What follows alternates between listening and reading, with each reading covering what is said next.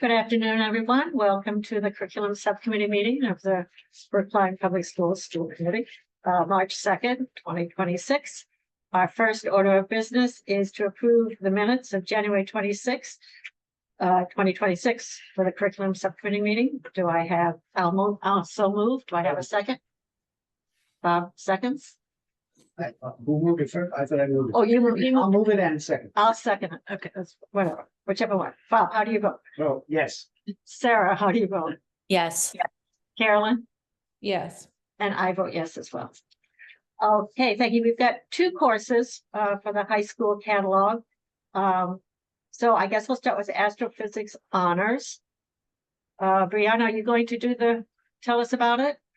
No, I'm gonna have Jack tell you about it. He developed the course. Okay, go ahead, Jack. Thank you, Brianna, for the honors. So we're seeking approval for an honors science elective.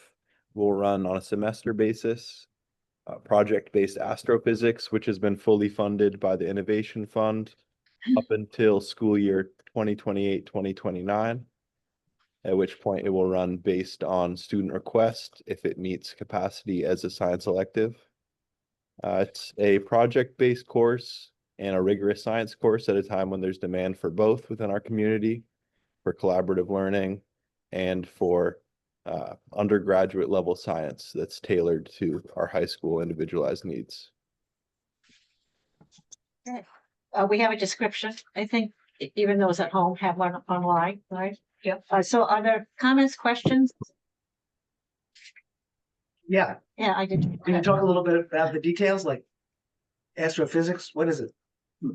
Yeah, absolutely. Astrophysics is space science. We're going to use prerequisite knowledge of physics for all our students who've already had physics, like the wavelengths of the electromagnetic spectrum.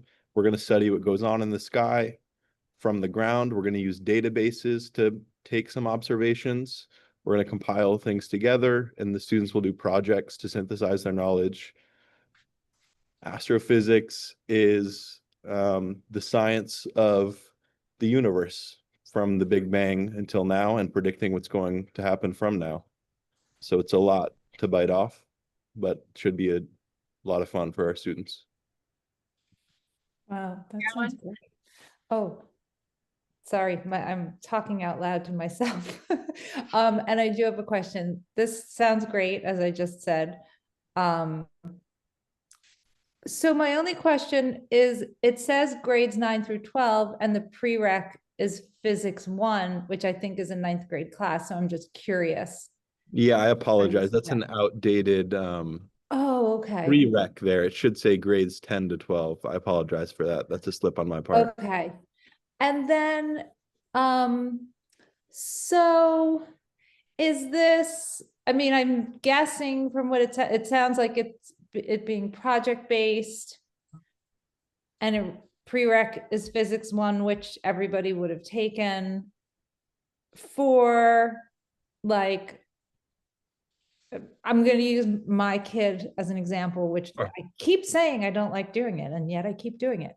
My kid is a little bit more of a humanities kid, sort of like pretty clever across the board, doesn't struggle, took physics, took standard chem, is taking bio with Brad. Is this like an appropriate level for a kid like him, or are you thinking about kids who really just eat up STEM stuff and are really looking for that?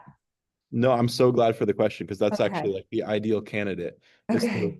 And we were just talking last night about his course selection, and he wasn't sure what he was going to do for science. Yeah, I think it would be a Actually, blast, particularly for a student like that, to Yeah. elevate kids to honors level, bring them ready for AP level. In the case of your son, re-elevate them, Yep. bring them back into the fold of Yeah. honors science. Yeah. Cool. Love it.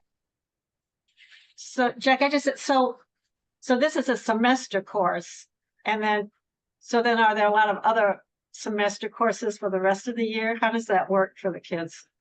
Yeah, as it currently stands, this would fall after in the year following, before a PE class or a performing arts class or any of their elective courses. In the future, there might be more development for semester elective sciences. But for my rising juniors, the ones as they currently stand are drawing for understanding in field science and engineering by design. So, in other words, the students take a half-year class and then they take astrophysics when that block frees up. Okay, thank you. Brianna, I think you had your hand up. Yeah, I just want to add to that. This would be an optional science. So for example, if there's a 10th grader who wants to take this, they're already taking chemistry, and this is if they love science, want to do an additional thing. So if you're talking about a senior who signs up for astrophysics, the other semester course would be forensics that they could take if they want a full year of science. What if they're an athlete on a team? Is a full year of science required in 12th grade? It's not. A lot of Okay. kids want a full year because Yeah. they want to look well-rounded to colleges. Yeah. And they just like science. Yeah. But it's not required as a 12th grader. And sorry, what did you say is going to be a natural complement at that point? Well, if they want a Semester. full year of science, forensics is our other semester-long Forensics, course. Okay, cool. Thank you, Brown. Okay, so Bessie, are we supposed to vote? Can I should make a recommendation? Make a for the full school recommendation committee? to school board, because it's coming on Wednesday, That's right. right? So I'll move to accept this to the course catalog. Do I have a second? A second. Thank you. Carolyn, how do you vote? Yes. Sarah? Yes.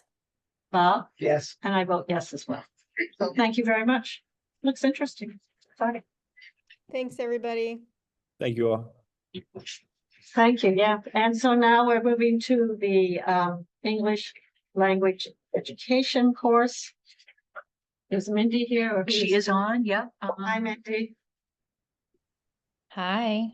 You are you walking us through this just briefly, or is someone else going to do that? We should probably take the astrophysics off the screen. Yeah. Oh, yeah, sorry about that. Sorry. Oh, okay. I wasn't sure if it was you or. No, I'm happy to walk you through this. Ours is nowhere nearly as interesting as astrophysics, but ours is more a response to some compliance and student-based need issues. So we currently have a course that we are offering, EL 3000, which is an advanced communication course for students who are at the highest level of our English language program. And that is usually taken alongside our advanced literature and composition course, which is focused on reading and writing. Students at that level are only required to take one course. So if students don't want to take this EL 3000, they don't have to. What we have found is that now that the Department of Education has changed the district's ability to determine whether or not students can exit the program, we have about anywhere from 16 to 20 students over the last couple of years who aren't yet ready to take a mainstream course, but are required to because they must be exited from our program. We just haven't felt that they've met the exit criteria that we would want to see in place. And then we have students who have met the exit criteria and we don't feel are yet ready to take a mainstream course and are in those mainstream courses and aren't doing as well. They're really struggling. So for students who've completed our course sequence and don't have a place to go, or for students who have exited and are struggling, aren't yet ready to be in mainstream, we're required to have something in place for students, which we have not had. So what we're recommending is replacing that current EL 3000 course with this new course, EL 4000, which would be Transition English. And this is really designed to shift students from a focus on language acquisition to academic application. It really would be built to help students bridge that gap between what they learn in our language acquisition courses to what they would be doing in mainstream English courses. And you have the description there. I don't know if you want me to go into greater detail with that, but that is really the context of why we need to have this course and the shift of what it would look like. We would really be gradually removing a lot of the scaffolds and increasing the cognitive volume in this higher level course for students because they would have already completed their English language courses with us. I take it it's budget neutral. Exactly. Yeah. So is this a multi-age course? It's not based on your grade, right? I mean, it's based on your skill level. Exactly. All of our courses are based on the level of English proficiency or what their skill set is in English language development. So they're all open to students in grades 9 through 12, depending where they are. Thank you. Other questions? I'm Mindy Pello. Hi, Dr. Bob. How many students do you anticipate will be interested in taking this? Around 15. Okay, Between 15 and 18 students, but we're pretty certain that we have about 15 just based on the last 2 years' data that we have. Now, it's too early for us to really know for this coming year because we don't get our access scores until the end of May. And the access scores is what the state requires us to use to determine students' exit eligibility. So I do have to wait until the end of May to really identify all of the students who would be eligible for this course. got it. Thank you. Other questions or comments? No? Okay. Okay. I'll move that we accept this, and recommend it to the whole committee that we have this revised course description for the course catalog. A second. Thank you, Bob. Sarah, how do you vote? Yes. Carolyn, Yes. Bob, Yes. and I vote yes as well. So thank you very much, Mindy. Thank you for all your work. I Thank know you you've so worked much. Thank you all. Great to see you. Bye-bye. hard. Thanks, everyone. I'm revising the course catalog as this is happening, so I'll have this all updated and posted on the website and for everybody by later this afternoon. Thank you, Hal, as always. Okay, we're gonna move on to multi-tiered systems of support. Okay. I'm going to share my screen. Looks like a challenge. Find it, everybody else. There I go. I did it. So pretty in COVID. You know, as we are multi-tiered systems of support. So this has been work in progress for a while for us. And so as we start, I just wanted to draw our attention back to our strategic plan. And so our strategic plan for the district is from 2024 to 2027. So we're about to enter the last year of the strategic plan, kind of smack dab in the middle right now.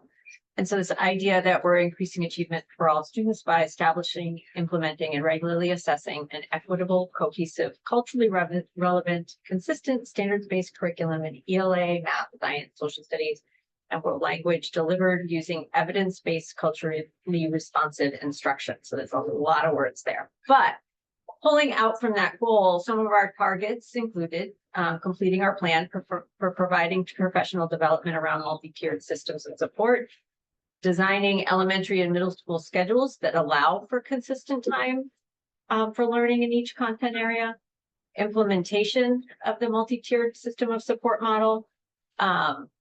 We would also see another target was that we would start to see strategies and recommendations that were made through, in this plan, it was identified as our child study teams that have now transitioned to the language of student intervention teams. Our SIT teams will reflect professional learning about MTSS, and we would review curriculum areas in the curriculum in the areas of world language, ELA, and science. And so just kind of orienting us in that work. Some of these targets are things that you've seen come up in budget apps. Some of the presentations that we've been having were in this first year of implementation for ELA, new ELA curriculum. So we were going through that review process, and now we're implementing. Our world language in particular had, they had their study a couple of years ago. And so they've been in this transition, and also with the elimination of K-5 world language, that's also caused some transition for the 6-8 and 9-12 in terms of what their scope and sequence will look like as kids, have different experiences as they're coming up through. And then as we proposed in the budget for this year, that science is our next area for really looking at a full review. And so I've been working with Emily and with Brianna this year to start to plan forward for that and engage in that. So, you start to see all of these things pop up in really our budget asks and what we're looking for in terms of professional learning for the next year, and have been seeking for professional learning, and in some of our outside partnerships, and where we really need to do some of that work with our schedule. So I just wanted to orient us in that. And then next. I just asked a Yep. question. You kind of reacted to that. Now we're a student intervention team. Yeah. from the child study team. Mhm. I was just kind of, what's the motivation behind that? Yeah. That's a great question. So we actually made that transition in terminology at the high school about 9 years ago. And it's part of a larger effort. It'd be very poor practice if we just changed the name and changed anything else Right, about it. right. I'd be curious to know why that yeah. would be. Yep. And so starting last year, what we're really hopeful to do is across every single building, have the student intervention team process be the same. What we were observing is that in teams were not really well supported. So you'd have teams that would try their very best to build out supports for kids. There just wasn't a lot of support, a lot of structure there. So starting last year, we're trying to build out a structured protocol that every single building is using. Joel and I have formalized that this year, and actually we're in pretty good shape. We're actually really excited about the work that our SIT teams are doing. So it was sort of a broader sort of revision of what our teams are going to look like. Okay, thank you. Yeah, I absolutely. knew you had a reason. We do, yeah. A comment and small comment, but Yeah. Hopefully that was a reaction of passion and appreciation for the work that Of course. that's happening. So, what I want to emphasize and what you're probably going to feel as we talk about this work is it is a lot of work. It requires a lot of resources. It requires a lot of investment. But you're at a table with people that believe deeply that it's absolutely worth that investment. And we believe that because we feel really strongly this is a framework that's going to better support all of our students. What I think is also important to anchor us is that MTSS is something that schools didn't develop. It's something that medicine and public health has used. They use different terminology for it. But they have used a framework really successfully as they're trying to support people. And so in education, we've used different terminology, but at the heart of MTSS is thinking about prevention and promotion. Right. How can we make sure that every single one of our kids is having experiences that we know is predictive of them doing well academically and also social emotionally? Right. And so what we're really sensitive to is we don't want people to think that MTSS is just an academic thing or just a social emotional thing. This is the whole child. And so what you're going to hear us probably say the word structure and process over and over and over again, because that's at the heart of MTSS. Thinking about how do you build the structures that allow that to happen. And Joel's going to talk more about tier 1. So those experiences that every single student is going to have. And then we want to make sure they have really good structures to identify as early as possible kids who are struggling, and making sure we have structures that also going to then provide supports to those kids. So there's a lot there. What MTSS also recognizes is that we are existing in an organization that does not have infinite resources. So how can you make sure that you are effectively and efficiently matching kids to the type of supports that they need? We know that simply giving kids our most intensive interventions does not produce better outcomes. What we know for kids that when you well match the intensity of support to what it is that they need, that's always going to produce better outcomes. And so, Joel's going to carry on to a little bit more. Sure. Yeah, Robin, go to the next slide. Thanks for framing that. To make this a little more concrete, we thought it would be helpful to take just a minute to look at this visual that was created as part of the MTSS blueprint from DESE. So this is a framework that is being used across the state. And I think this visual is really helpful in understanding what Matt's talking about in terms of this layered system of supports. So we start by thinking about tier 1, which is the general education classroom. And then as students are presenting with more and more intensive needs, there are opportunities for support that is more targeted and more intensive, that is delivered in small groups or one-on-one, that is more explicit, that is more responsive and personalized to the child's specific needs. And what's important to understand about this model is it's an additive model, by which I mean everything starts with tier 1. And these additional supports in tier 2 and tier 3, they are supplemental to tier 1, right? They don't supplant that core instruction.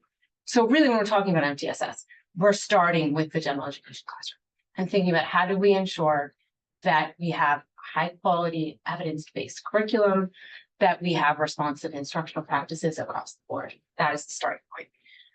But as we're thinking about matching students with the appropriate level of support as Matt pointed out. What also becomes very important is that those decisions are predicated on a very robust, comprehensive system of data and assessment. We're talking about universal screening, diagnostic assessments, progress monitoring, classroom-based assessments to really help us hone in on what is the specific need the child is presenting with. And then once we have identified that and the appropriate supports, how are we measuring whether the student is making progress with the support that is being provided to make sure that that is the appropriate support and really track progress.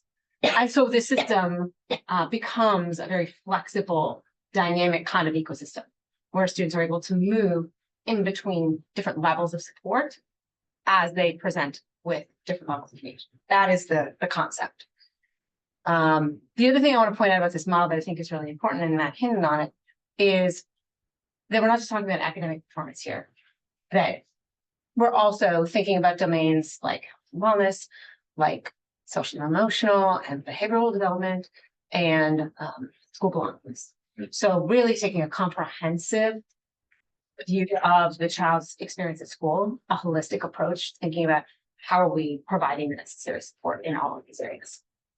So that is the model that we're working from that is very much informing the work that we're doing here as a district in our MTC. And to give you sort of a granular example of how important structures are, right? You might see, okay, yeah, that's obvious, right? It has tier 1 instruction, and then you're going to access tier 2 and tier 3 supports outside of that time.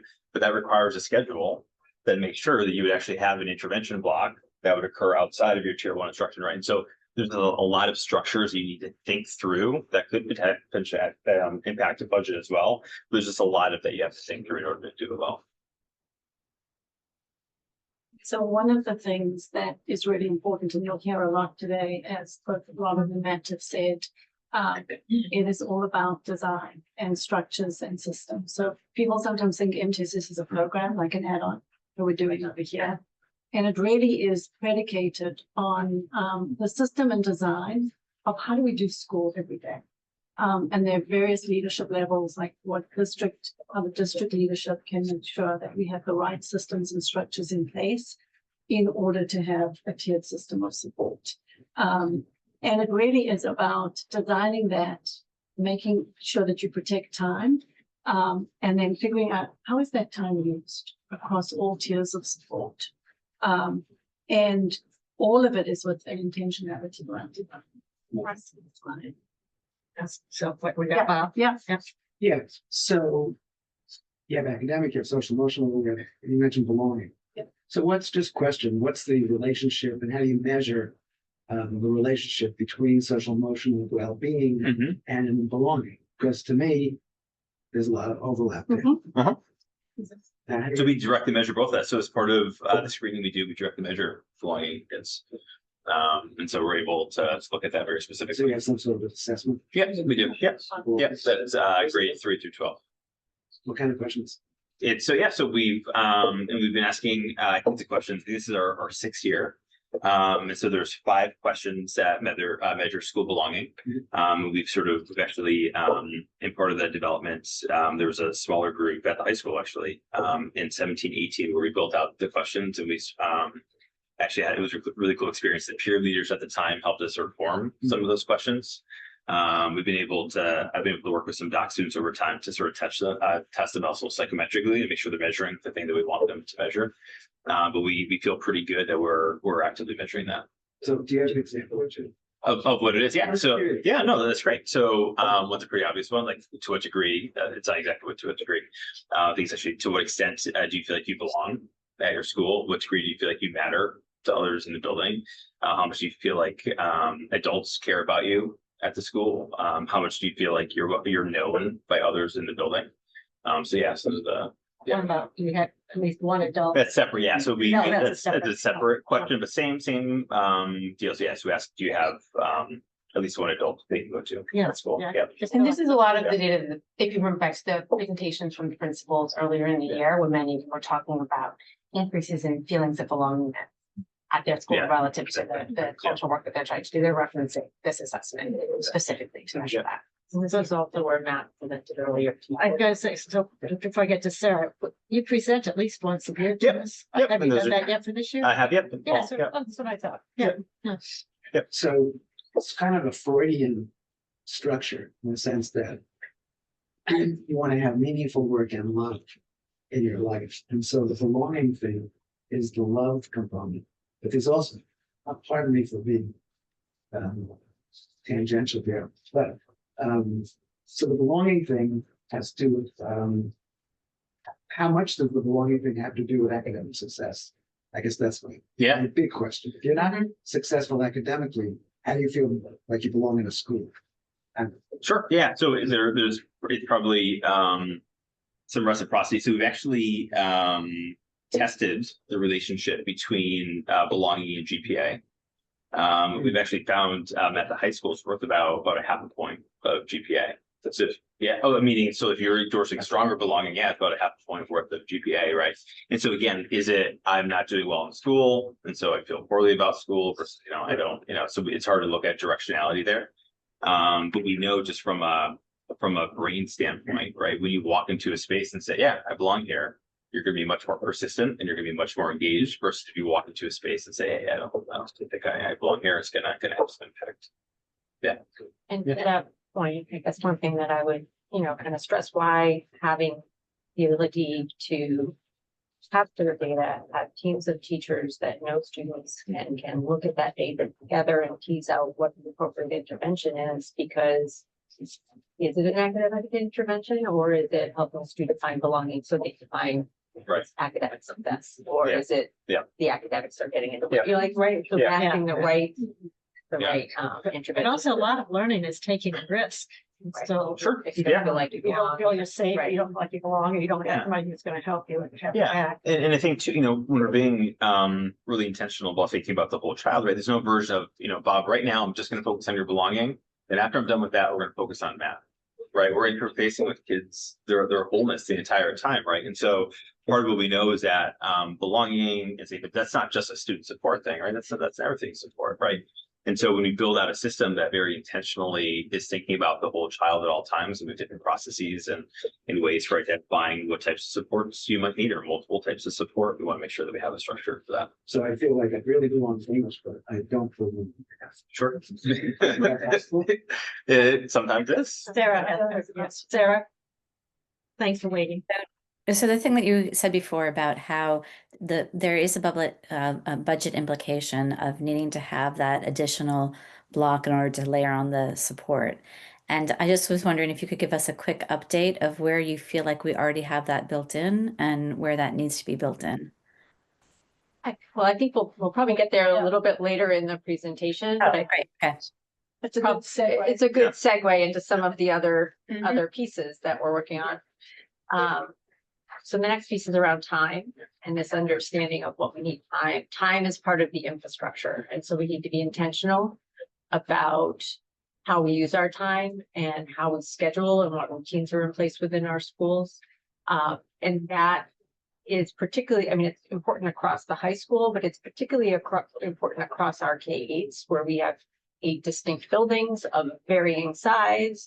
We have varying schedules and various staffing, and how do we ensure that the priorities in each of this are communicated in each schedule, and that we're making sure that those routines are intentional across buildings, and that we're working together to have a system that, as a whole, right, all of our schools together. So.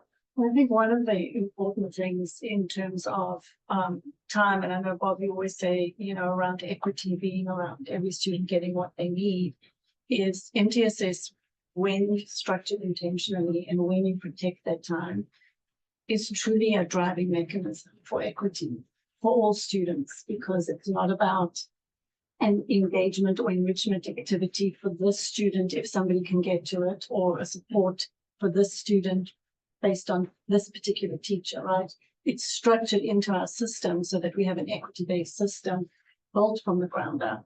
And it's definitely, to Sarah, and I think, everyone's sort of points, it's really one of our challenges, and all challenges, it's not just here, in terms of how do we protect the necessary time as that really equity driver and essential for our structural infrastructure in terms of just how we do school. All right, so in terms of this is an update of where we are in the work again. So this is not a thing you achieve with a single PD, it's not, a single faculty meeting. It takes a lot of time. And so phase one was a lot of work that we started with last year. And we had stakeholders from across the district in multiple different roles coming together to start that conversation of what can MTSS look like in Brookline. And then for this year, we're engaging in both phase two and phase three currently. What phase two is really focused on is taking what we talked about in phase one and making it really granular, really specific. So we can, at the end of the school year, have we're going to have a document that's going to very concretely describe what is MTSS, what does that framework look like in Brookline. So for example, what does tier one instruction look like in a K-5 classroom, in a middle school classroom, in a high school classroom? How is it that we come to believe that a student needs more support, social emotionally or academically, and then being able to articulate what those supports look like. Concurrent to that, we're thinking about next year and how we launch this work district-wide. And so we're having conversations right now about exactly what parts of this we want to launch, what do we want to focus on, what the goals of those launch are going to look like. Part of that work, which I think Joel may touch on, is trying, as we're building out some parts in phase two, trying to sort of stress test some of those with actual educators and getting some feedback so that when we're ready for the rollout, some of those things will have already been trialed with educators. Okay. I think it's important to note that this work over the last couple of years has been, as we work toward this goal of building a district-wide model, our partner in this work has been the New Teacher Center. And so we've been working with them consistently, which is actually, we were talking about, has been incredibly important, particularly as our leadership has changed over time, and some of our teacher leaders have changed over time, and principals have changed over in a short amount of time. Having that consistent partnership that helps us continue to move that work forward, and that's been really helpful. Our partnership with them has been grant funded, so we've been very fortunate for that.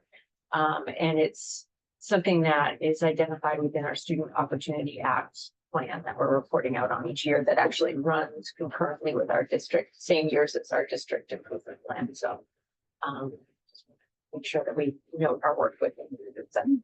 I think the other piece in terms of, the broader overarching district work is New Teacher Center will also, some of the drive of this work around disproportionality is really where some of this started. And so making sure that we're keeping that front and center as well in this work, both with our data, some of what informed the district team and practices and processes was really them and sort of coming in and doing the data dive.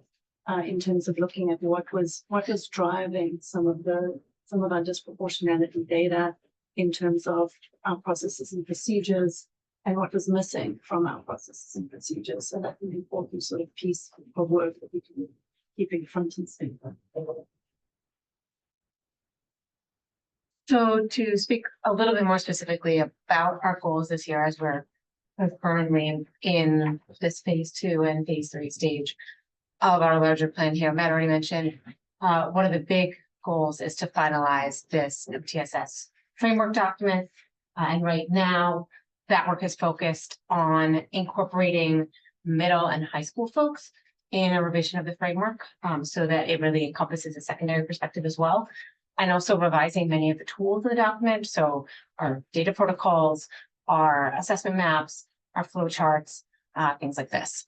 And as an analog to that, there's a thought to developing a document that lays out what we're conceptualizing as a tier 1 to SIT referral pathway.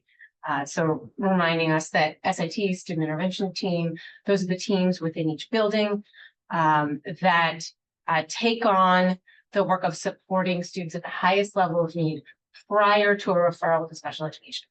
So the SIT process comes before the special ed referral. It's the end point, really, of the MTSS process when we think about general education.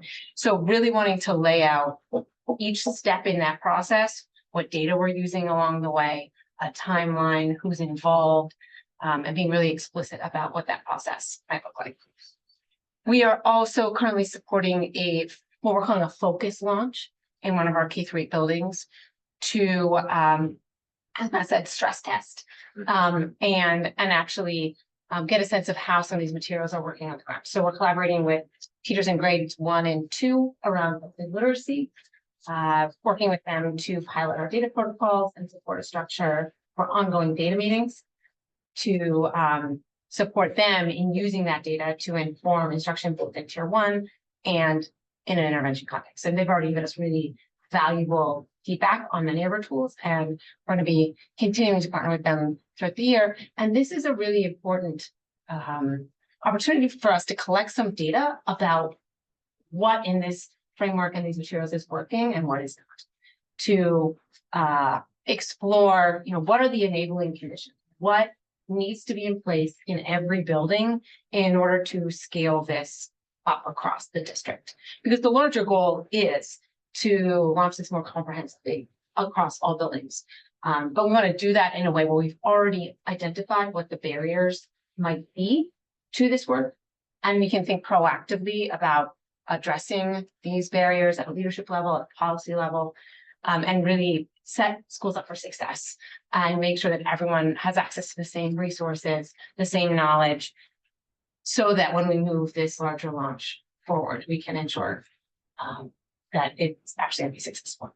So that's where we're at in this work right now. And then our mechanism, if you want to scroll forward just one slide, our mechanism for moving this work forward is happening largely in 4 subcommittees that are meeting concurrently, focused on different aspects of those goals.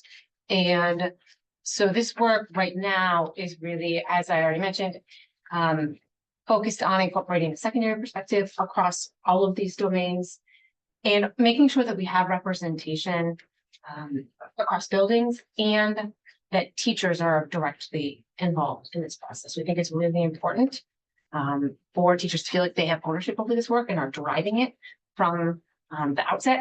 So making sure that these committees are really run by people who are actually going to be using these materials and these structures at the building level have become really important. And so that is the work that we're kind of moving forward. Nice. I think one of the, so the barrier analysis and change management team is a team that Robin and I co-facilitate. And that is really what we certainly were hearing from the ground and what the data that we were getting from the launch was really around what are the things that are getting in the way of implementation of really across the board.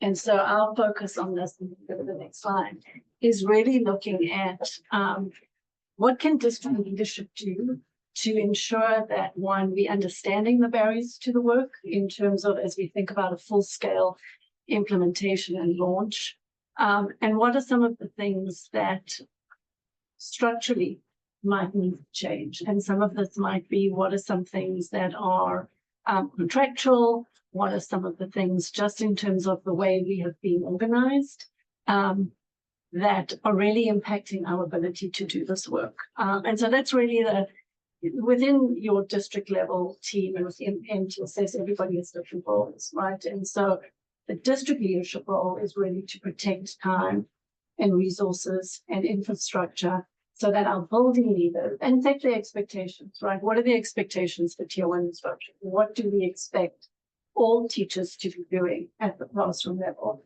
And also, do they have the resources and support to do that? But then beyond that, what are the other things that we need to set clear expectations for, right? Creating that coherence across the district. But then how are we protecting it? And so we have to protect that, name it and protect it at the district level so that our building leadership can also then know what the expectations are, but also what they can then do in terms of those things. So as Joelle has said, really being clear about tier 1 and what that looks like. Aligning initiatives, resources, and professional learning.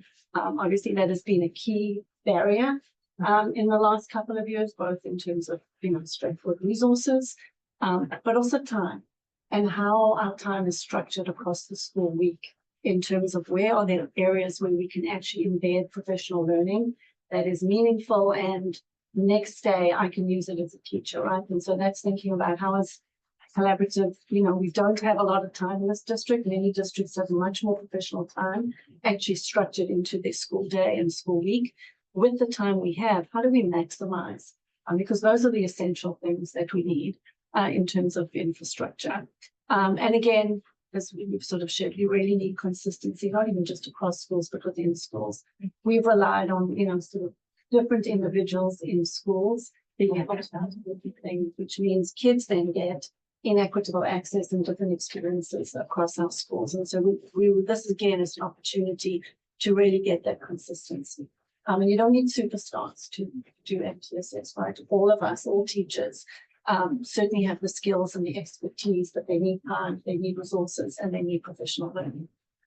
And I also just, while we stay on this, that defining clear expectations for Pure One instruction is critically important. So, it's kind of making sure that we have our common agreements, whether that's our scope and sequence and the timing of our units. So if we're thinking about, students may be coming from various classrooms to work with a literacy specialist or a math specialist, that person needs to be also able to count on where you are generally within the curriculum. You know what I mean? Pulling groups together, particularly if it's flexibly across classrooms at that particularly high level. So having that, making sure that within our tier one, that we have common resources that we're using, that we're speaking a similar language around what it is. So it's really like what we accomplish together. And that's where that collaboration and shared decision making around it is really important to the new platform. Where does the tutorial in high school fit in? Is it formally a part of this thing? Yeah. Say for phase 2 or? That's a great, great question. And we're building the framework typically within tier 2. We think about that as like a tier 2 support that kids get. And is there a corollary VKA to the tutorial? No. There's not consistent. I guess where the aspiration around it would be around when. Yeah, Which right, is like, right, so right, that yeah. would be a similar structure, this idea of what I need. We'll talk about that in a minute. And making sure that that's structured within our schedules and actually can be used in the way that we need it to be used. So, so we'll talk a little bit more about that. So as we've said, so scheduling and our scheduling structures are really important. And one of the things that we know that teachers need, and these are sort of the three kind of essentials in order to really implement any sort of tiered systems of support and structures, engagement and enrichment. You need common planning time, you need a win block, and you need professional development. And so those three things all have to be working in a sort of a really cohesive way. And so your common planning time is when teachers are really looking at data and looking at kids and thinking about what's happening in terms of the curriculum, instruction, what does that look like? And then your win block is really, that's the engine where those decisions actually move into instruction and practice. And so you really have to do those two very much in parallel. And then obviously we need dedicated professional learning time. Particularly we're both launching sort of a district initiative and we're launching curriculum at the same time. And that's an incredible heavy lift for teachers to really be managing both of those things. Obviously, what's really clear is that, if our structures are inconsistent, our student experience is inconsistent and our teacher experience is inconsistent. And so that's really, really important in terms of that. And I think, a lot of this work really hinges on those three things, in order for it to be, we can actually succeed in what we're trying to succeed in. It doesn't become performative, which I think is often where I think teachers really have challenges, where it feels like you're asking me to do A, B, and C, but you haven't provided the structure, the system, time, resources, and the professional learning for me to actually be able to feel like I can execute this well. Sarah. Yeah, Sarah, go ahead.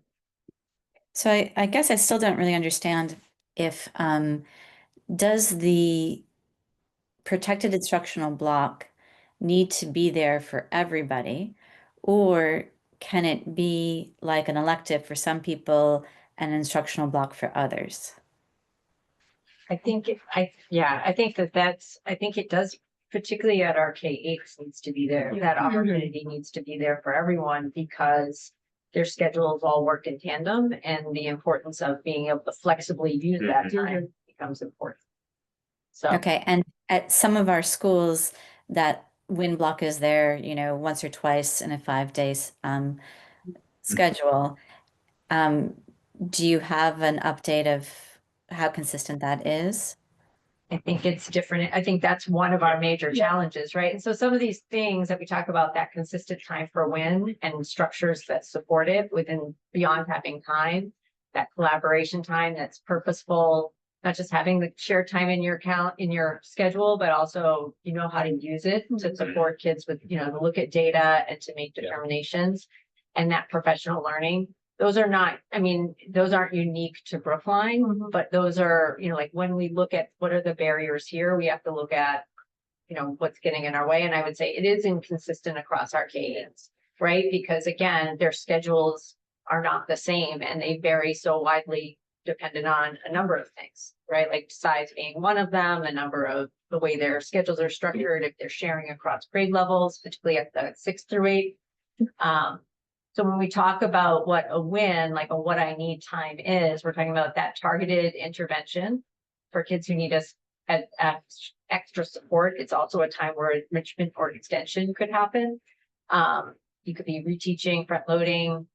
It could be aligning to strengthen access. But the other piece about it and why it can't, why I do feel like it needs to be there for every student is if I have this as a student, there might be a time that I need a little intervention, right? Depending on what it is, what the subject is, what's happening at that moment for me.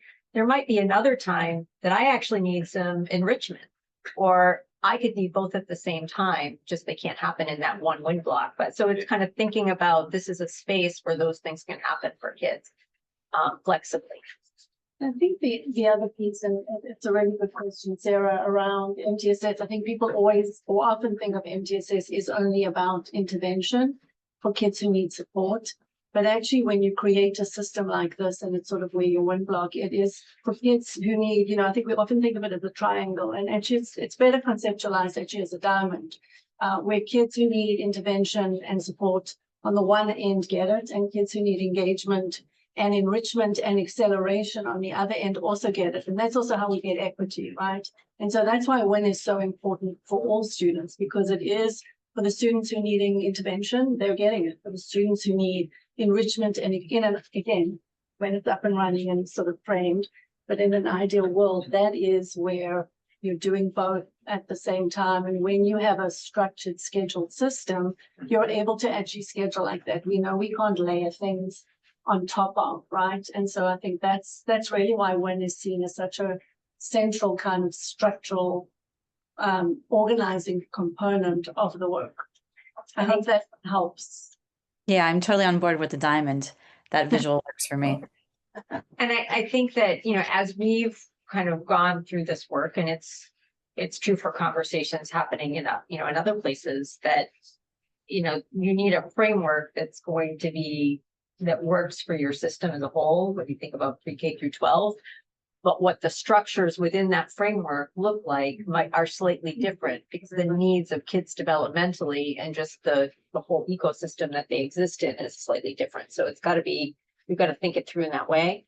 And so to that point about tutorial as being a structure that the high school has used for a while to support that, that is a structure. It doesn't mean it has to be the only structure. And so as we've, there's been a real focus on our early elementary. This work has started, but it's also in this year, we're starting to think about how do we bring our secondary educators and students into the framework. And that means our high school and our middle school, right? And the high school's been doing some work that we can actually learn from in the K-8s and, and vice versa. And so really coming together as a team to have a shared understanding of that, what the system offers kids and how they move has been really important.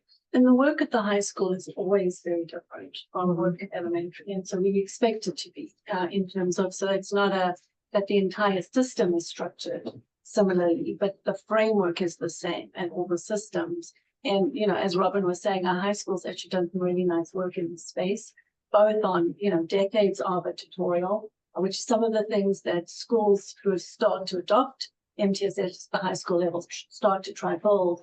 But they've also done a lot of work on alignment core instructional practices at the tier 1 level, which is, again, really those scaffoldings that you need to build the system. So it's really exciting to have this high school team with the elementaries now in terms of really learning from what's been working at the high school as we think about how do we do this at the middle school level, which is really the area of most challenge for us within a K-8 model, because your K-5 is structured differently from 6-8.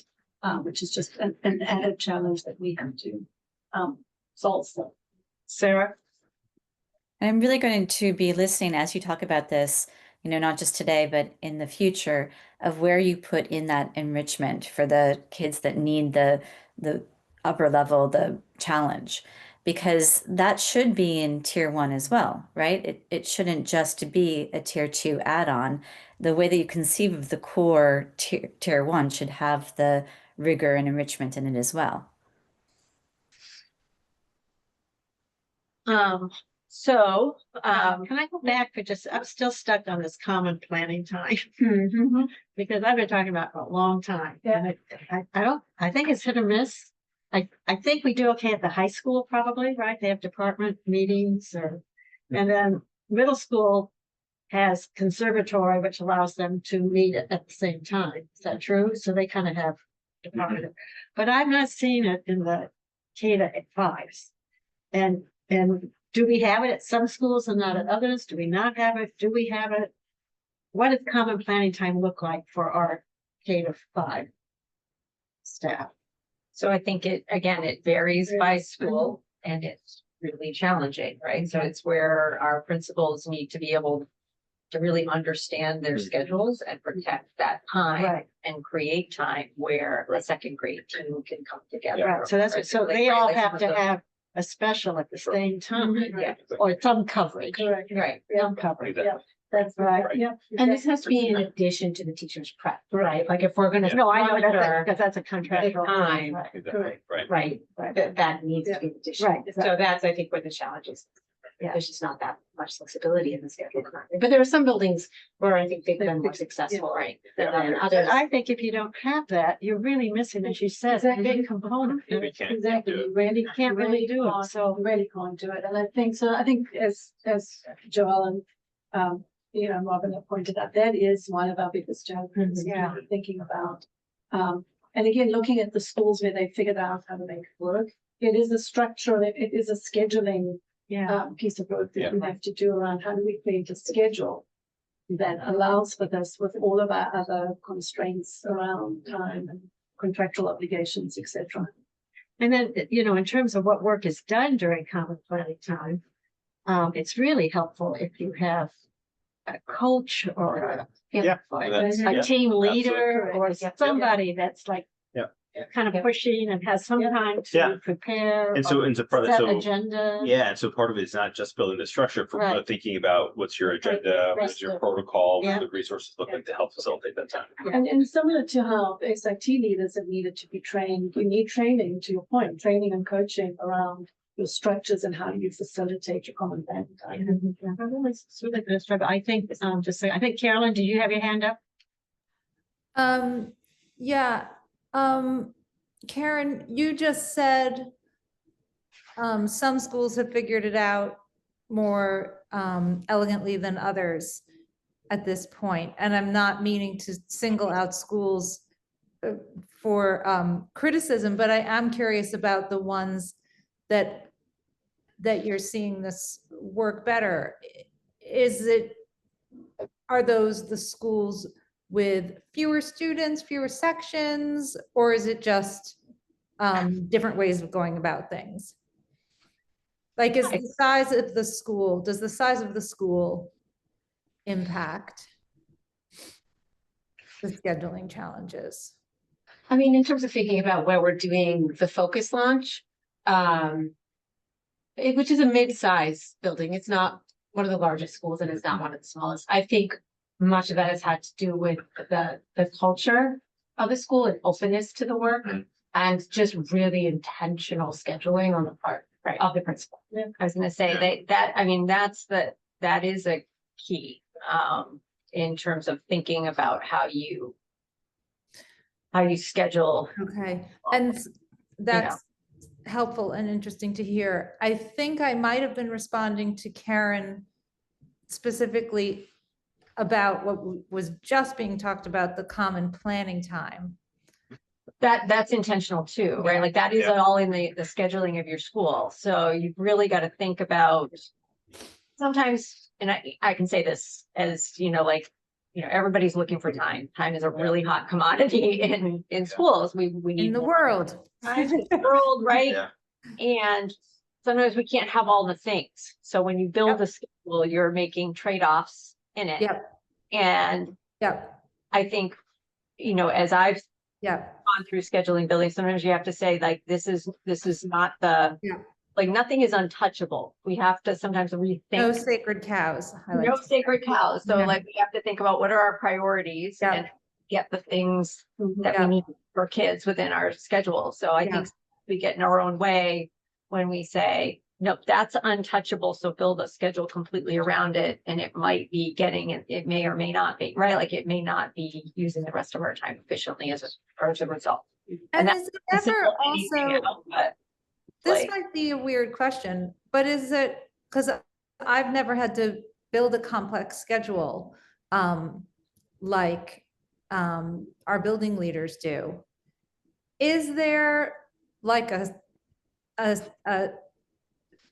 really specific knowledge and skill around scheduling that could be helped by either training or technology? Like, is that a thing? yes and yes. Very, very Okay. much. Yeah. We do have scheduling technology and software. Yeah. But it is an art and a science. Yeah. It really is. Yeah. Right. Mhm. I do. Yeah, and some people like are really good at it, like as leaders, not, and some people like, so it's really about having a So member of like, the team 'cause that do helps you ever, is there ever an idea of like having how sort of train people up with Hal being, I would assume, sort of the king of Brookline scheduling? Like, can it be as simple as a little bit of that kind of thing? I don't know that it's as simple. I mean, I think if you remember, there was a whole like if we think about the middle school, there was a whole middle scheduling study that came up with recommendations that those recommendations haven't really moved forward. So I think that and even within our principals, there are some that like scheduling is a real strength. They can, like they just brain sees things in that way, whereas others have strengths in areas and getting them together to kind of help. And I would say different buildings have different scheduling constraints Exactly. that we also have. Thank you, Karen. Thank you. Then we also have to factor into so that our buildings are not all equal, right? Buildings with Right. programming. And that's part of what I was asking initially, like, I'm curious what the different factors are, whether it's the size of the building, presumably the size interacting, as we know, with cafeterias and how many lunches there are. Yeah, to give like a very good, like, so if you are a person who's teaching in two different buildings. And now you're constrained, so I have to be in this building at this time and I have to be in another building at a different time. Now that has a cascading effect on other parts of the schedule. Sure, yeah. Across those buildings, size plays a factor. Yeah. The number of staff, if people are teaching across grade levels, if they're sharing staff with one other building or three other buildings, or, like all of those. And that's why, again, I keep saying that it's really important that we think about the system when we're doing that. It's not, nobody's on their own. They all impact one another, right? Like, so. And it's also a mindset piece, right? As you said, how you schedule is a reflection of your values. And so I think part of the work that we need to do is with school leaders around understanding this framework and committing to making a schedule that allows that space. You know, you just lost me in that last comment because I really think that when we're saying that it's a culture of a building, we're negating the fact that it really works out mathematically very different if you're a 4-section, 5-section, 3-section school, and then how your FTEs divide up between your teachers. So let's be a little bit careful that I do think that you can say that it's a culture of a building, but there's some real limitations in what's possible in based on how many sections you have and how many teachers you have. Thanks, Bob. Yeah, I just want to build on what Suzanne and Matt were working on a couple of minutes ago, and that you can have structure, which looks really good. And then you were talking about having someone sort of coach or so. I think supervision of tier 1, supervision tier 1 is supervision or evaluation of teaching. But then beyond that, for example, at the tutorial program at the high school, you got a whole bunch of people working with small groups of kids.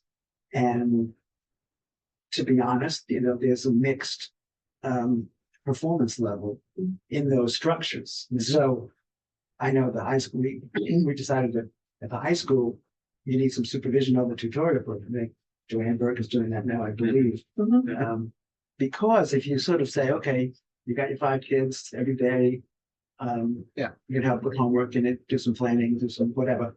And then again, there's a variable performance level of that. And if this is an important part of a structure that's designed to give support to kids in particular ways, there needs to be sort of an oversight. Yeah. You can say, oh, we're gonna take out the 45. Yeah, the jargon that we'll use, you might see referenced here is treatment fidelity.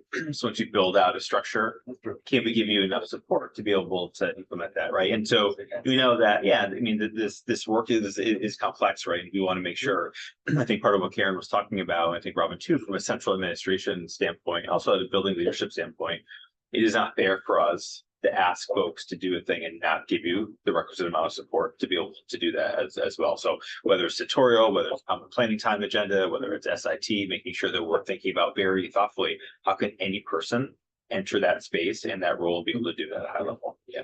And part of this is also making sure we're providing evidence-based programs and resources for teachers to access as part of providing intervention. I mean, I think that's more established at the elementary level, but we have a lot of work to do just in terms of making sure there's equity of resources. Because right now, I think it varies a lot from building to building, but we know that there are evidence-based programs out there to address all these academic needs that we're seeing, all these social emotional needs that we're seeing. We need to make sure in terms of the materials available to teachers that they have equal access to that across buildings. So, did we cover for Dylan? Just we sort of touched on some of these in this last piece, so I think kind of this idea that we need some of these things. And I guess the one thing I would say here is, our educators want to help students, right? And so we have a structure in place that allows them to do that is one thing, but you layer on that other piece of like, what do I do with that structure? How do I use that? How do I feel like that learning that also complements that desire? Because I truly believe that our educators all want to help students, and sometimes we just don't have the supports around them to give the most, right? So I think that's the thing that we think about, and that's why it is really, to Joelle's point about resources, as we have gone through our ELA review, and why it is important to invest in the resources and professional learning to make sure that people know how to use them and they have time together, coping collaborative time to unpack them, be able to figure out what's working, and particularly as we start to go through a review for our science curriculums and what's next, right? So it's just in each of these that we're constantly reviewing what we're doing, and we are starting to build a system that allows us to make decisions about that together and that we're accountable. Early indicators of progress. So right now, as Joelle said, we've piloted and revised some data protocols. we have a draft of the SIT pathway document. And Matt, Joelle have been working with our teams to really standardize that process. I don't know if you guys want to say any more about that. Yeah, no. So we have the opportunity to hang out with our SIT leaders once a month. We do some professional development, we do some coaching. Joel and I go around to SIT teams throughout the district and we observe and we sort of give feedback to folks as they're engaged in the work. And it's been very much an iterative process where we're asking leaders to do a thing and they're giving us feedback on how it's working. And I think most leaders are feeling pretty good about their work. For me, a data point that I sort of use is all of our leaders last year who were participating in the process of standardizing this, they all came back for more this year, which is good. So they're having an okay time. But I think we're feeling pretty good. I think, and what we're feeling really good about is at the end of that meeting, most educators are saying, okay, we have a plan here for kids who are coming in, not feeling great about how the student was doing, but it feels pretty actionable right now with the plan that we have for next steps. So we're feeling pretty good about the work. Yeah, and although the SIT leader work has happened kind of separately from the MTSS committee work, we've brought them in as much as possible in terms of getting us feedback on this document and really trying to cross-pollinate there and use common language in terms of how we're developing the framework as well as how we're thinking about the SIT process, right? And making problem statements and using data to inform next steps and all those best practices that really are mutually informing for that work. And it's a really powerful experience to see a group of people collaboratively problem solving around a child. To really have all the expertise at the table and look at the child holistically and say, like, what do we all know about this child? And starting with the strengths and then really having the knowledge on the table to identify, okay, so what are the strategies and what are the next steps that are going to benefit this child and come back to it, right? It's an ongoing process. So there are follow-up conversations and monitoring that's happening over time. We're able to see the impact of some of the interventions. So You might be on a student Yeah. intervention team. Yeah. I'm trying. Yeah. So we what's great is we have a good range of who the SAT leaders are. That ranges from classroom teachers to literacy specialists to counselors to school psychologists. And then on that team, we try to get a lot of diversity of experience. So similar, we have special education teachers, counselors, psychologists, classroom teachers, special educators, ELE folks are able to participate as well. So it's a pretty robust group that is each coming at it with a slightly different lens. Okay.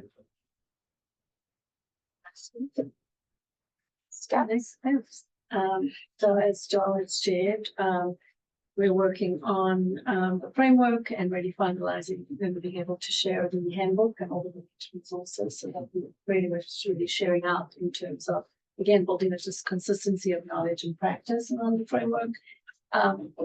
As we've spoken, the next one is really critical. We really do some stress testing of schedules, knowing what all the parameters to really look at this across schools. In a conversation we've had with principals already around, and they all did some work last year with DESI in terms of scheduling. But that's really going to be critical in terms of all the things we've already said for, small schools, bigger schools, complexity and all of that, what does this actually look like? And then, really thinking about staff professional development, that's both the resources, the expertise, the quality of it, really thinking about, things like universal design for learning that really does run parallel in terms of tier 1 to effective design, how to design from the outset in terms of the classroom experience for all students at all levels of the continuum of need, right? So if for all students, as we think about equity. And so those are really, I think all of the things that we're thinking really carefully and closely about in terms of what we need to do as we think about, there's a whole science to how you implement new initiatives and really wanting to make sure that we can implement this and move forward and scaling it up at the district level. But we have to have these critical things in place in order to do that. So that's some of the work ahead of us as we rapidly move to. So we're talking mostly tier 1 today, right? I mean, So where's the tier 2 and the tier 3? How did- Yeah, no, and I would say is, whenever you're engaged in MTSS work, that's exactly where you start. Right. Is tier 1, building Right. out all the structures. There's a thing, that oftentimes talk about, there's no way you can tier 2 or tier 3 your way out of or tier 1. And so, Right. but then the work that is happening concurrently. We're obviously thinking a lot about what happens at tier 1, but concurrent to that, we are thinking about, okay, when kids are struggling, what exactly do those interventions look like? Who is providing them? When are they providing them? How are we measuring response? How do we intensify? How do we move back to tier 1? So we are thinking about all that concurrence. Yeah. And there already are a range of tier 2 interventions that Right. are already structured into in terms of what our Yeah. literacy specialists do, our medical specialists do. So we have a number of, not enough, but we certainly have a number already of both interventions at the tier 2 and tier 3 level. I think it's organizing them, systematizing them both within and across schools. And so, schools have in many places developed and expanded their own. But we really need to look at, as Joel said, sort of what do teachers and teams need across the district, and how do we provide those, so that it's not an individual principal who's being able to again, with their school, which is great. That's at the district level, we need to make sure that everybody has access to those resources and that they're fidelity based in terms of tier 2 and tier 3. So that's also very much a developmental piece for next year. We very much. So when we talked, someone mentioned budget. Yeah. Are you thinking budget mostly in terms of schedule time? And, or are we thinking of staff and resources in that sense? I mean, what? I think about all of it. Yeah. You know? Yeah. I really do, because they One all thing that- have impact, Yeah, right? yeah. So even some of the, as we came in, we talked about having to put forward a budget for if a override were to fail that has staffing on it. And that staffing, while it may not seem directly connected, connects to your entire schedule, which I think Sarah has brought up. And so that it all has impact. Right. Yeah. It changes the system. It changes how you're scheduling. It changes who's available when for what, and how you bring people together, and compounded with some of the staffing cuts that have been made over the last few years. So we talked about coaching. We no longer have coaching in those areas. We have interventionists that are working directly with kids, and it doesn't mean they're not working with their colleagues, but they're not in coaching capacity anymore. And if you even think about the lots of professional development monies, so if you're bringing in somebody to help support, group of teachers or group of leaders, so we've been able to do some of that work through grant funding, but we've been lucky with that. But it all comes together. Like every bit of it is a piece that shows up in our budget. So I think about it in all of those things, all of those places. With Sarah, then I have another question. Sarah, go ahead. Oh, I guess I have two questions. So the first one is, when you look back at that middle school review, is the schedule that was offered, did it touch on this? Does it help at all to look back to that? Well, I don't think it offered a single schedule. And I think that's it, right? It made some recommendations for what middle school should look like. But did it build in enough of the extra block for you, or did it not address It wasn't that? a direct actual Yeah. schedule, like Yeah, it it didn't was- give a singular that allowed us. So I think there's work to be done. There's something to be learned from those takeaways, but then we actually have to think about what to do with it as leaders. And Okay. the point about like the nuances and complexities of a 2-section school versus a 5-section school at a middle school level, that is a wildly different experience in terms of the way you schedule and what you can offer, and how that system all works together within that school building. And so the solution isn't the same. So I'm not an expert on this, and but I thought what I understood is that when you're making systemic change like this, the first step might be to kind of do an inventory of resources. And so when like which, as an example, credentials each of your K-5 teachers have, that could help you figure out where you plug in different resources that you have, different people that you have. Is that how you're going to approach this, is to do an inventory to start to see where we're at? don't know. To be honest, like, I think that there's when you talk about from a scheduling standpoint or from like. No, I was Well, thinking sort of like the change, like approaching the change. The way that I've heard of other districts do it is the first step as you're leading into this is to do an inventory. And the inventory means, curriculum and all of that, but it also means credentials that staff have, who you have on your staff, so that you're looking at what are the pieces that we already have to build on and how do we put them different places, But I guess I think I just misunderstood how it is. Yeah. The conversations we've been having with the larger launch planning group have been around using, DESE has a very good tool around, it's like an MTSS self-assessment tool Yeah. for schools. And I think as we're talking about scaling this up, that would certainly be a starting point for each building to engage in looking at that tool specifically and identify, what are the needs in that particular building. Yeah. So that's one concrete action. And you probably saw it in one of the subcommittees I think Karen spoke to, is that we understand there probably are barriers right now. So part of the inventory that you're describing is thinking about where do we feel really confident in our resources, where do we feel like we're lagging in our resources, and then trying to address that.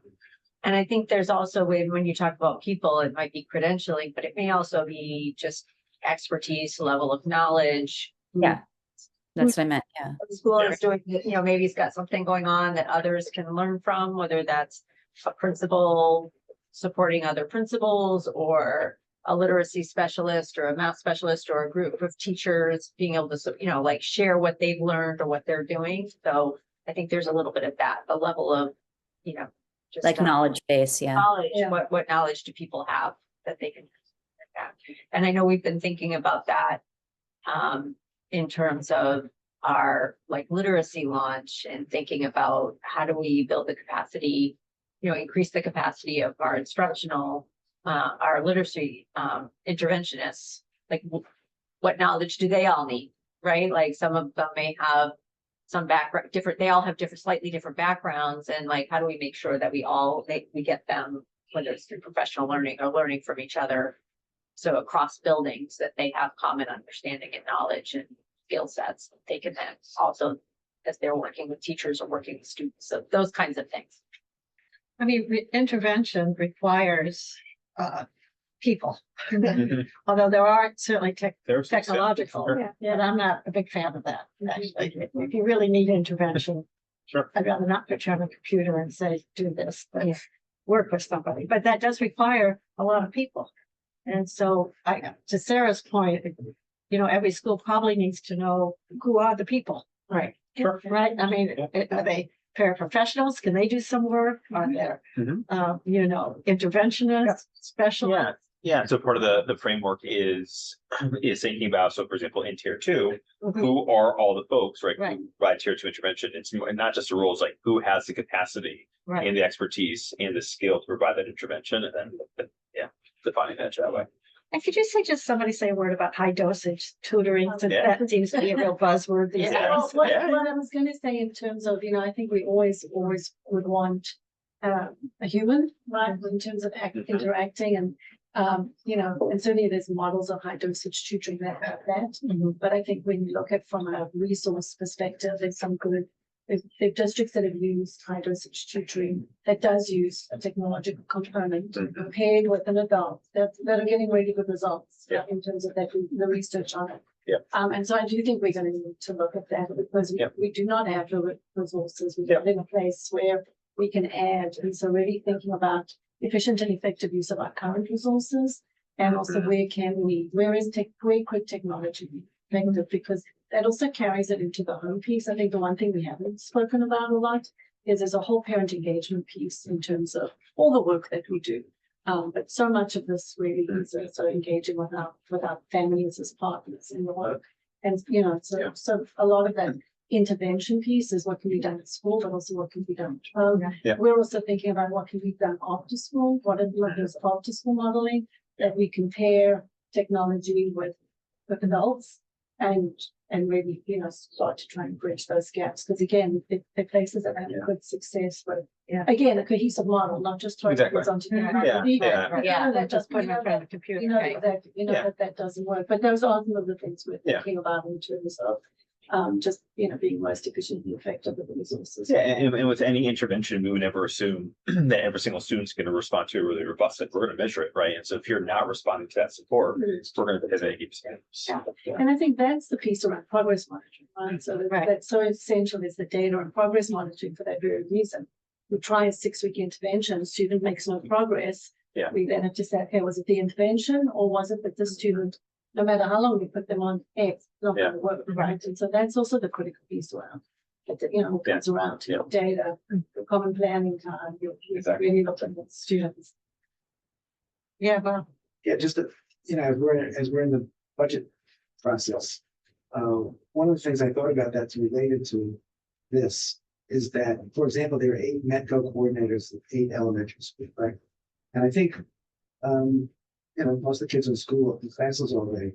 And so one of the things I thought about and thinking about in my own brain is that instead of identifying Metco coordinators, maybe those folks, that's a resource in each of the schools, and maybe we can sort of reconfigure that in terms of Metco tutor. I just remember back in the day when I hired Adrian Mims as a Metco tutor, and he became a kid magnet and did some really good tutoring with kids. I personally don't know what the coordinator does. I know that, in K-8 school, you have about 25 Metco kids. And again, they're mainly a class. But if you could pull some kids out and have them be tutored on a regular basis, it's just an idea, a different role for the money that we spend from the Metco grant. So I would just throw that out and maybe consider a role reconfiguration. that's kind of a little bit taking that inventory of who is there and who has some skills. And I'm sure the folks who are working as coordinators, again, I don't know exactly what they do with the elementary school. I know what the people do with high school. But I do know that you can schedule kids into tutoring. If you got 25 kids in one school, you can do a lot of tutoring with one person. And that's an effective. Yeah, so just remind me again, what kind of is going to happen next year in terms of the program? Above MTSS.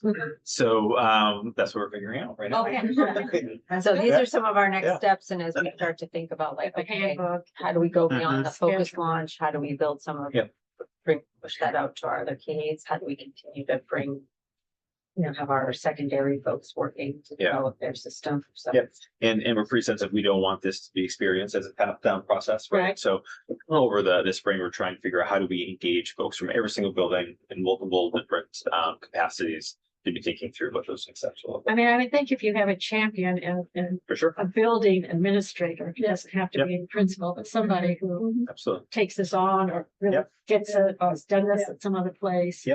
That might be helpful.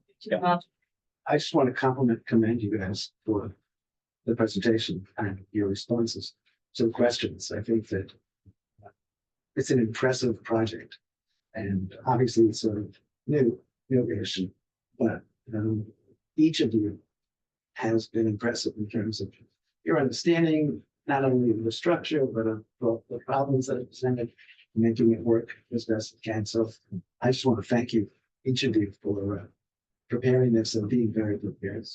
It's really important stuff. Yeah, it is. It really is.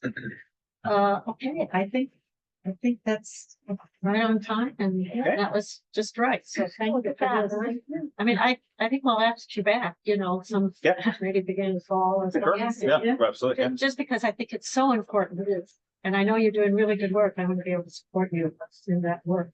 It's very important. It really is. Okay, thank you. I did want to ask Carolyn a question on the new business. Just a quick one. You had said you wanted to talk about honors embedded and honors alone and honors earned honors. Earned honors, yes. And we got we got kind of a cheat sheet at the last school committee meeting. Is Well, we that got a cheat sheet of various nomenclature right? that's used. My questions are about what those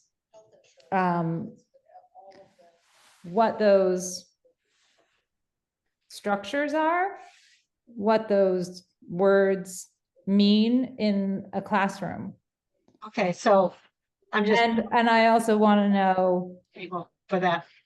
we're curious to know, the last we heard of the unleveled English class in May of 24, John Andrews said he was going to come back to it, that they were thinking about doing earned honors. He was going to come back to us. There's one class that does it. So I think I'm curious sort of how widespread is the use of that concept, approach? What is it, et cetera? Okay, So Carolyn, if I'm understanding, so I just want to make sure that, you know, as I'm working with coordinators or the leadership at the high school to come back and present to us again. So you have you have questions about just how widely spread is the practice of using those different nomenclature around within the high school, right? Like, so if we're using earned honors or like, how are we using those across the high school, maybe across departments? And then you also have some questions specifically, like a report back from English about the 9th grade and maybe other courses where they're using that structure and what it's like, right? Or not? A little bit. Okay. Most importantly and fundamentally, I would like to understand what is earned honors as a concept, an ideology, an approach. It's relatively new, and the last we heard it was relatively, I think John had said there was one class, a 10th grade English class, where they used it. So it amounts to, you know, you have a class that's an honors class or an advanced class, and whatever you call it, the idea is, you know, the level of work is here. It is here. This is the expectation. This is the standard in this class, in the culture of this class. This is where we are. This is where we are. Then we have unleveling, where the standard, supposedly, you can choose mild, medium, or spicy. And then we have this alternate notion of earned honors, which sounds like it amounts to the same thing. I know it amounts to the same thing. So supposedly kids can say, you know, you can do a 3-page paper, or if you choose to do a 5-page paper and you do that 80% of the time, then you get an H on your transcript. But for me, the question is, where's the standard? Where's the expectation? Where's the culture in that class and in that school? Just sort of, what is this whole thing? And then, yes, how many classes is it being used in? Is it more today than it was last year and the year before? Does that make sense? yeah, that's helpful. Okay. So we can move forward. Can I follow up on that? Under new business? Okay, you have another new business or the same? Well, it's related, but Okay, different. sure. And it's following up on the WISP conversation that we had at school committee last Thursday. And Jan and Anthony were talking about a meta-analysis of WISP or whatever. I'm actually not interested in a meta-analysis of one course. I am very interested in some very simple data that you can get in a matter of minutes. And I would love to invite Jen and maybe John to sort of answer some of the questions that Carolyn has. But I would like Jen to come here with the following data. And it's very simple to get. You can do it in 15 minutes.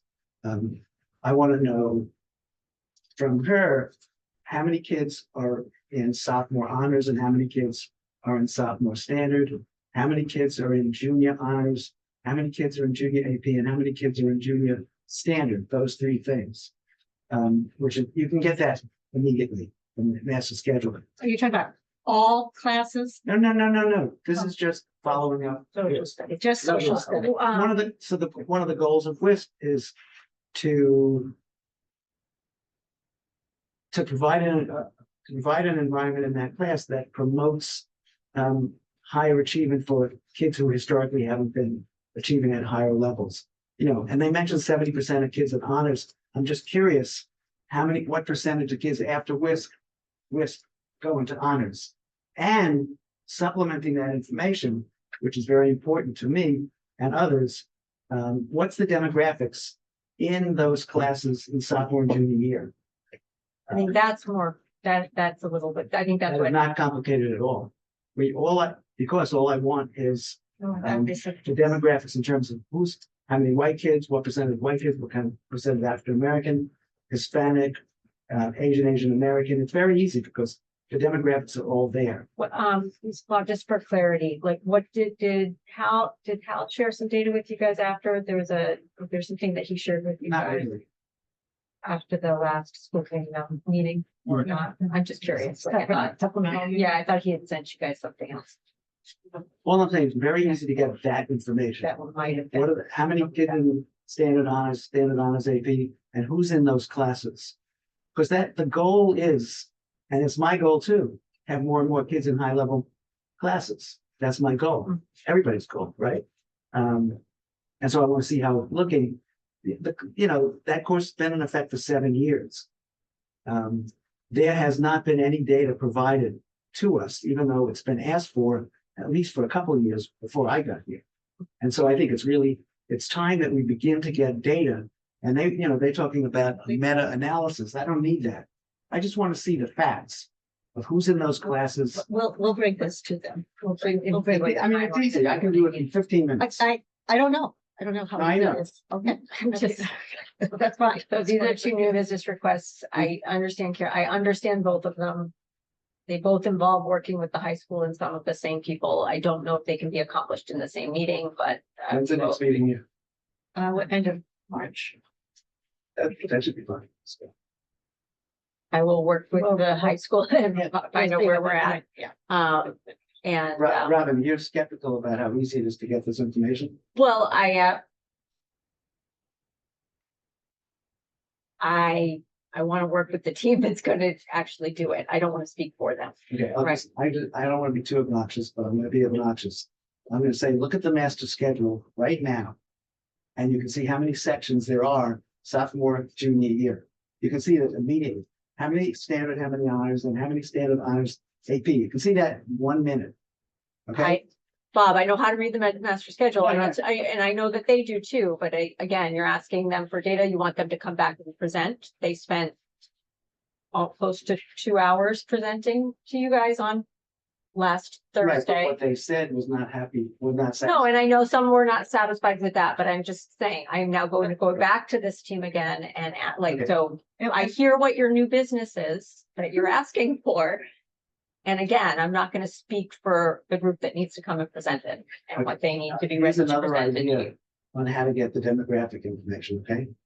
And this is not an exact science, but I put myself in Jen's role or Anthony's role or Hal's role. And school committee comes to me and said, Bob, I need to know the demographics in the social studies classes sophomore and junior year. Okay. One of the things I could do, write an email to the teachers of the sophomore social studies classes, and junior social studies classes, and say, give me a sort of an estimate of what your classes look like. How many white kids, how many black kids, how many Hispanic kids, how many Asian American kids. You can do that really easily. Is that a perfect science? No, but it's really close. But I don't think that's what you're asking for. It is You're what- not asking for somebody else's perception. You keep saying you want actual data. So I think we need to stick to that part, But again, right? Like, I would versus- accept that data Uh, too. Well, I know, but I'm not sure that. in the We broader wanted- sense that so I hear the request, I'm taking in the request, I will go to What I'm them. saying is I don't want to wait until October to get this Well, quantitative, qualitative assessment. Who likes this class? To what extent you like? No, I just want the goal of the program, the unleveled program, The goal is to get more and more kids who have historically not been in high-level classes to be in high-level classes. That's easy to find. That takes minutes. So we've heard, I hear the request, so that, I mean, Okay, again, but I heard pushback and it's not pushback, Bob. This is a new business. You've made a request. I'm taking in the request. I asked clarifying questions of Carolyn because I want to understand what she wants to make sure I'm right. And I I'm think I bringing the want- right presentation back. Like I want it to meet what you're asking for. And I think mean, I also think- because I have John and Jan here, if they could be here to talk about what Carolyn was asking for, sort of explanation of what this all means. Yeah, thank you. I just want to be clear. I'm not looking to create work for anyone. And in fact, you know, I would prefer, and I don't think my question necessitates, and I wouldn't prefer like a, you know, 30-minute slide presentation. I just want to have a conversation, and presumably, you know, our building leaders and curriculum leaders have command of the ideology and initiatives that they are implementing. So it can be as easy as a conversation around the table, which I think is really satisfying. So I'm not necessarily looking for, you know, a big fancy presentation. And I'll also say, thank you for soliciting this as new business here. I've been asking for this. I asked for this to be part of the presentation that came from the high school last week, and I asked multiple times, and it was not part of it. With that, I think we are adjourned. 10 minutes over. Thank you, everyone. thank you. Thank you, everyone. Thank you.